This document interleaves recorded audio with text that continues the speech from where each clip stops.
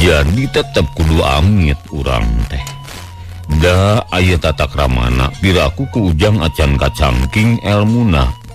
Apan merek nyemah teh aya tata carana diantarana kudu amitan, kudu sopan, kudu nyaho kana mangsa. Lamun asup ka imah batur memeh abus teh kudu uluk salam heula. Sakali teh ditembalan tumbu kuno kadua, lamun 2 kali can ditembalan tumbu kuno katilu, mun 3 kali teu aya nu nembalan omat ulah maksa asup balik deui we tong tulusna tamu. Tah eta diantarana jeung di kudu sopan, kudu tarapti, kudu ngahormat kana barang milik batur. Apan tadi ge pake kudu suci, tuang kudu halal, omat ulah kumawani barang batur anu lain hak urang. Eta teh matak mandawa kana diri. Cik lenyepan, kasalahan naon geus dipilampah ku hidup salila di Gunung Susuru teh. Akimarana mencerong karosa nu dipencerong harita karung red kajali, red kaeman duaan semu bingung teu ngartieun. Ki di Gunung Susuru teh aya saung, nanging daya pribumina nya abdi teh buswe kalebet, lajeng meuting di makam teh nu ngajaga atuh bluswe deui. Ceuk Rosada, eta teh kasalahan hidup. Ulah boga sangka yen makam nu bogana pan aya kuncen, aya juru kuncina. Oh kitu ki janten kedah kumaha atuh aki? Rosad jalohok, mun ujang aya niat rek nyemah boh ka aki nu sifatna dohir, boh ka karamat nu sifatna gaib, sarua we kudu amitan, kudu aya widi, kudu uluk salam heula. Jelema naon kasebutna lamun nganjang henteu make tata karamat.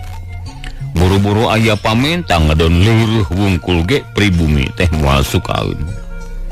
Pamodi lamun urang aya pamenta tangtu kudu sopan jeung nyahokeun kana adatna, kudu make tata krama anu hade. Jadi lamun hayang meuting di makam kudu menta idin ti kuncen atuh.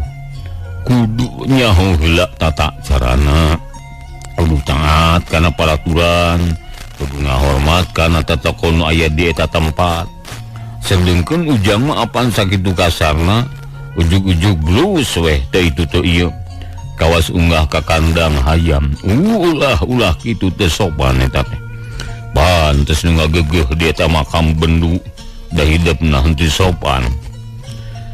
Rosad jeung baturna ngaluk tungkul rumasa geus salatincak, memang kitu pisan lalampahanana, jauh kana sopan santun, teu punten-punten acan apanan, jor blus weh tuluy sarare. Ari alam sacara teu langsung narima pangajaran ti akina, kamanehna macan kungsi diajarkeun eta teh. Da can kungsi boga niat pikeun undang endong di makam. Untung pikeun si alamah bisa milu ngadengekeun mulungan uang ti akina nu keur mabagahan batur. Aki ari patu ratu maksud teh batu wulung teh di mana atuh ayana eta teh? Cik si alam. Lamaneh make nanya kitu hayang. Ih nya hayang nyahoe atuh ki, tembang si alam. Maneh mah teu ngabandungan. Kuagi haben wae dicaritakeun apan di tadi ge. Aki mah teu bisa nerangkeun, sieun salah. Nya punten atuh ki ah. Si alam ngarekepkeun silana. Ari Rosad timbul rasa era nu masa can nyaho kana tata krama, da ceuk pangrasana mah ari unggah ka makamah teu kudu loba itu ieu, pila kadar ka kuburan cenah. Tapi buktina bet kitu jadina. Keur mah teu hasil nu jadi tujuan, katurug-turug makan korban. Geus kitu pok Rosad nyarita deui. Ki, anak kitu mah abdi teh rumaos lepat atuh, paingan akibatna janten kieu. Nanging kumaha atuh salajengna abdi teh ki? Upami keukeuh hoyong mendakan eta batu, kedah kumaha carana? Teu naon ari keukeuh jeung keukeuh mah. Ngan aki teh henteu bisa mere pituduh. Oda pungguh teu nyaho aki ge.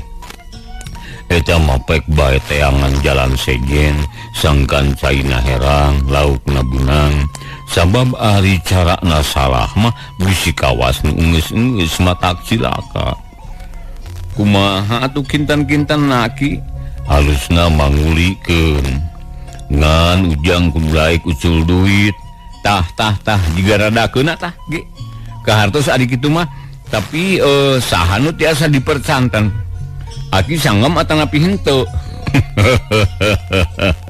aki mah geus kolot kurang tenaga jabat nyaho deh mulai hasil nak najan ini ge ayeuna mah neangan we nu ngarora nu gede keneh tanagana jeung nu hampang himpi ngarah teu loba halangan putu aki atuh saha jenenganana Rosad ngareret kasih alam ulah incu aki ge komo si alam mah budak kene can boga ruang jeung aki can luas ngajurungkeun moal hasil saha atuh kinya Rosad bingung jep jempe sarerea mikir ke kitu kulisik si Parto usik nyabunta telu sumarurung adu-aduhan lantaran barang diusikeun awak karasa nyeri sirah berat lingeun jeung sukurang kang aduh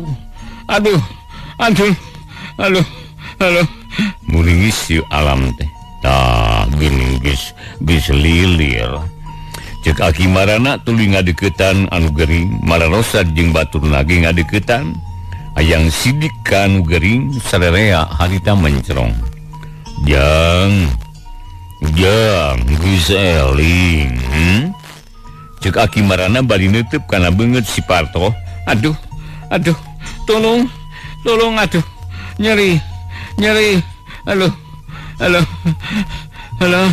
si Parto harita beunta tuluy panonna gular giler ketenjuan asa pangling asa dina pangimpian eling to sing kuat euy Rosad dumarida Rosad di mana ieu teh euy aduh nyeri sirah nyeri tenang to aya di tempat nu aman di bumi aki cek Rosad ngalemu hate Parto ari Parto dipaperkat nahan ka nyeri tuluy peureum deui tapi tadi lagi sebentar deui niatna mah hayang hudangan awak kacida nyerina ulah waka hudang jalu kek sing sabah ayeuna mah raheutna keur ngejeuhna nyeri sing sadar nya sing sabar wayahna kesel mungusan cek aki marana aduh kunaon uring teh ya aduh teu guna naon di bang bared mungusan geus ulah loba pikiran sing tenang wae daya di imah lain di leuweung kitu cek aki marana teu bosen ngabebenjokeun nya akhirna si Parto ngalempreh deui bangun pasrah ari beungeutna sepa ambekan karep panonna gular giler ka babaturanana berai pikiranana caang nututan aringet deui lila-lila jadi sadar yen manehna teh ngalaman cilaka akibat tiguling tina jungkrang teh keur kitu torojol nini marani mawa boboko nu pinu ku sangu tambahna mawa lalabata jeung gonteng ora sor samal goang sacoet sor uyah ganduan mawa cere mawa batok wadacai pok ngomong urun heula ngawadul teh moal aya tungtungna eta dalahar heula sangguhanut kitu pokna geus asa-asa kasemah itu somea teu kararagu meureun laparun barudak soga tujang dalahar heula kadinya ngawadul mangke urang tuluikeun da panjang keneh waktu Rosad jeung baturna rada kaleked ari sababna mah era ku pribumi bet asa ku totombrokan ulungan teh nyata nagana pikiranana hartana tapi rasa lapar lebih kuat mengaruhan kana hatena da pugu capek jeung lungse ti kamari can manggi sangu aki nini abdi teh isi nampina ieu teh ku ditulung Parto oge asa pirang-pirang nuhun rumaos abdi nu talobeh kirang wiwaha cik Rosad teu daerah radiaki majang nganulah mentan we aya mah kop we tak gini ngukur sambal goang jeung lalab atah teu kurang teu leuwih da dia aki mau kursa kitu buktina dan nu alus jeung ngeunahna mah loba di kota. Kitu cek Aki Marana ngisarkeun coet ka hareupeun semah terus boboko sangu jeung piring alasna. Akhirna era-era ge da lapar calebek rosad sabatur-batur dahar teu wudu mani moho da puhukeun sakitu laparna asa nikmat tanpa tanding tas cape kelungse manggihan sangu haneut pulen deungeut sambal goang di beden deungeuna sambal goang dicowel ku lalab atah tespong jeung sasawi. Si Alam sakalian milu ngariung dati isuk can sasarap malah Aki jeung Nini ge mairan semah beuki moho nu dahar teh resep balake cerakan ngan oro kaya si Parto mah ti bisa milu ngariung ngalempreh bae bari kumaruung. Jasa tuluy nama Rosad jeung baturna ngareureuh heula di imah Aki Marana malah memarandi heula bebersih ngumbah sapatu nyusup pakaian kalotor. Ari si Alam kulantaran boga tugas manehna mah geus puguh kitu maleos kaleuweung deui nempo hanca nu tadi ditinggalkeun. Datang-datang teh gabres ngarit deui meunang dua beungeut gede mah tuluy ditanggung dibawa balik. Bener menang dua bungkut lain beungeut teh tepat nitak. Menang dua bungkut gede tuluy ditanggung dibawa balik. Urang kecapkeun sorena Aki Marana jeung Nini Marani diriung ku semah nu tilu. Ditambah ku si Alam nu teu weleh milu diriungan. Tampolana sok ditanggap lalakonna ku Rosad jeung baturna tuker pangalaman datang tu aya bedana jeung pamuda kota. Harita teh ba'da magrib rengse sarolat magrib ngariung di tengah imah bari ngemitan anu gering di caangan ku lampu cempor make ajub caangna teu sabaraha tapi mawa tentrem kana hate mawa rasa aman ka Rosad jeung balad. Di luar reang ku gaang patembalan jeung sora jangkrik di lebak raung sora bangkong di selangku sora londok.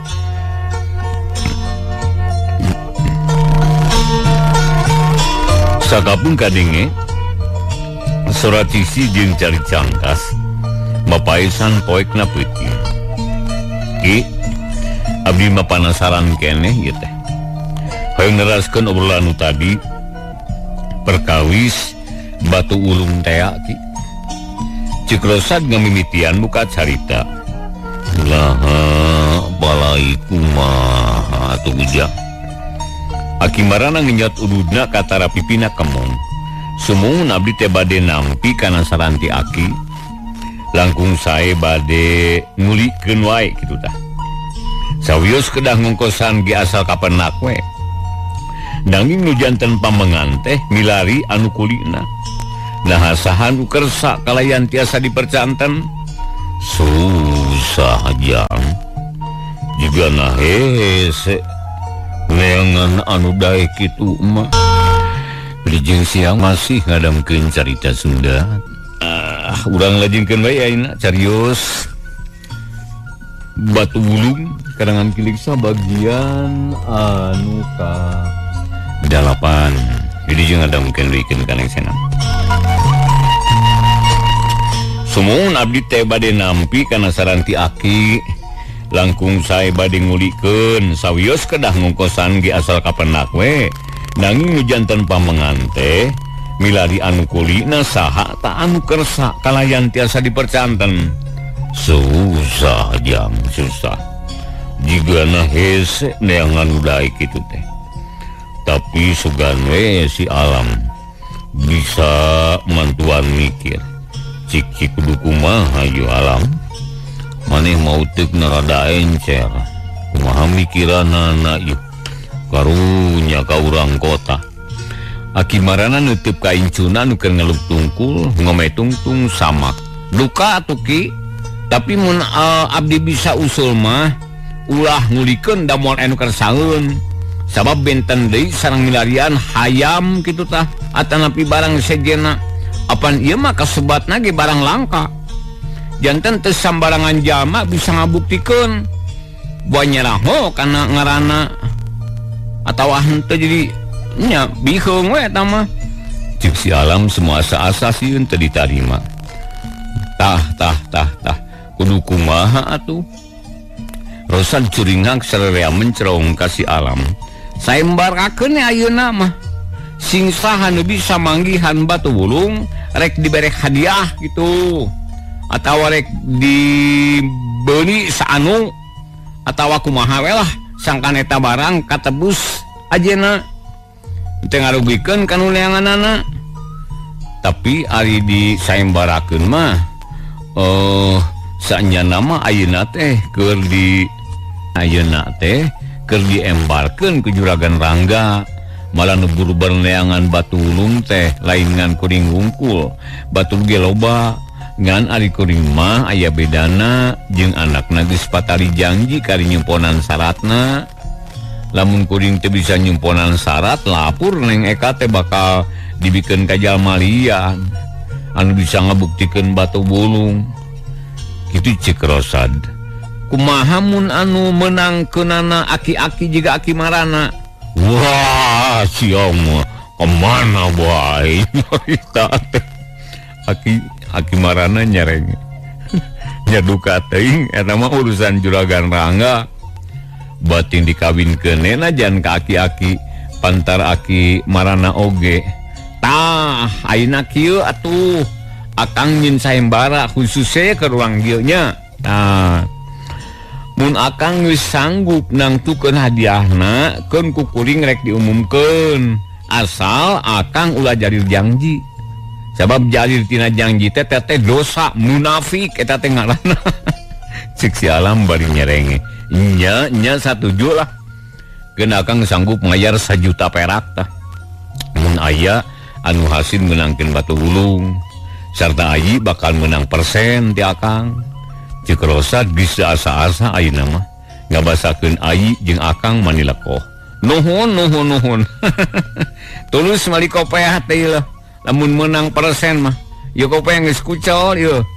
cik si Alam bari nyagap sirah nu dituruban ku kopeah belel lah tibang kopeahna jancan menang persen ge keun ku akang rek dikirim lah engke akang rek balik heula ka kota cik Rosad dari anakar nyaritana jadi putusanana kumaha tuh ieu teh ieu nya aku ayu umumkeun ka sakungna kadang warga lemur ieu bejakeunna sing jentrek sing saha anu bisa manggihan batu bulung bakal dibere hadiah 1 juta pun we cak tah 1 juta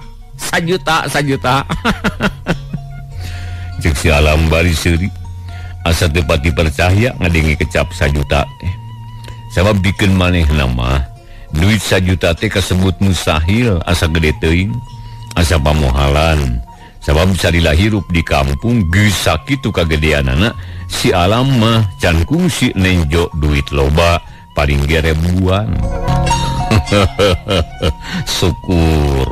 syukur geus manggih pijalanin mah aki satuju mohon ki kitu we ayeuna abdi bade nanti nyanggem ka salajengna enjing bade wangsul ka kota bade bawartos kapun bapa ngeunaan lakon ieu bari sakantenan ngabantun kendaraan bade mapageun parto tayuna kahiji titip heula pun parto ieu teh kaduana perkawis batu bulung masrahkeun ka Ayi Alam sakantenan jejeran ku aki upami isuk page teu aya nu hasil meunangkeun batu ulung enggal wartosan ka abdi engke bade ditinggalan heula ditinggalian heula alamatna ku abdi cik Rosad nyokot putusan mangga tapi kade ulah dianalkeun teuing jang sabab lain pagawean enteng-enteng ieu mah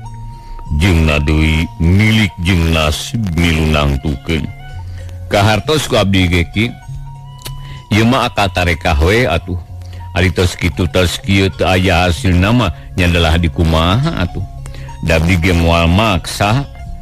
Cikrosad Banina sadar pisan kana hal eta. Di mana di Bandungna teh Kang? Si Alam nanyakeun. Di Cibarengkok, Gang Pud nomor 11, Tembarosad tandes. Palih mana ta Cibarengkok teh? Lagampil ti jalan pasir Kali Kingaler anu jurusan